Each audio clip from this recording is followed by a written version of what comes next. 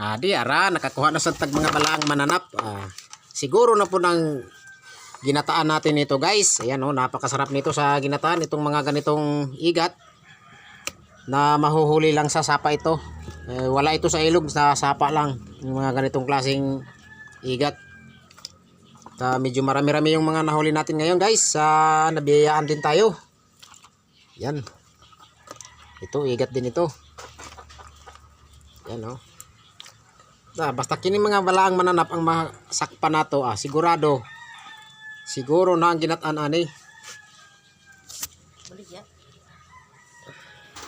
Adi ara giluto na pinatakang dahil tadring dapita pod para ingnon gwapo pod. Kining atang mga igat pala ay naputol-putol ko na ito ng tamang laki. At saka naman natin ito gagataan. At siyempre meron din tayong inihaw. Yan. May kakaibang isda din na katabi, yung isdang tulingan kasama na rin sa pag-ihaw. Siyempre may igat saka yung dalag. Para sa pangpulutan, may paris na pangpaalak kunti. Ayan.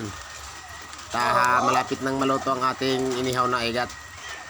Balik na rin natin ito para magpantay yung kanyang pagkakaluto at masarap yung pagkaluto. At siyempre, pinagagad dahil tadirin napita sa ating niyogan pod. Ato man iigat sa atin kasi di ara pinakumot dahil tadirin napita. Kaya diretso naman iigat sa atong sinalang sa kawali na igat.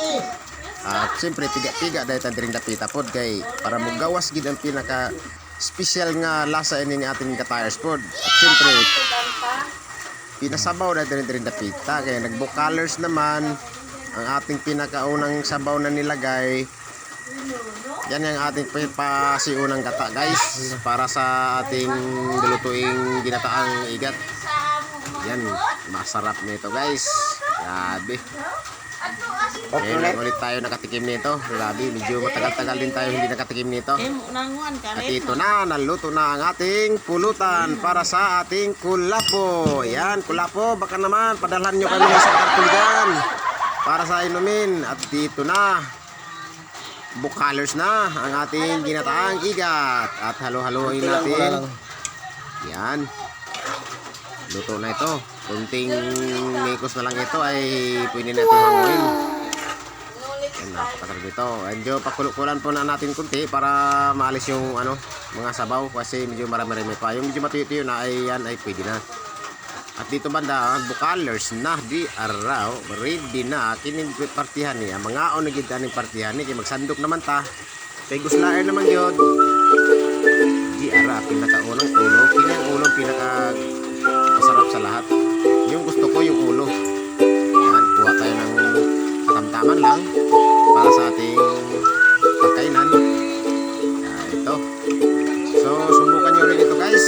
Magluto kayo ng ginataang igat na masabi nyo ay napakasarap po nitong ganitong ginataang igat. Siyempre, mayroong pangpaanghang yan, pangpasarap, pangpalasa. Sabaw. Ito yung napakaganda, napakalapot yung sabaw. Yan, tamang-tama yan sa ating kanin. Isasahog natin.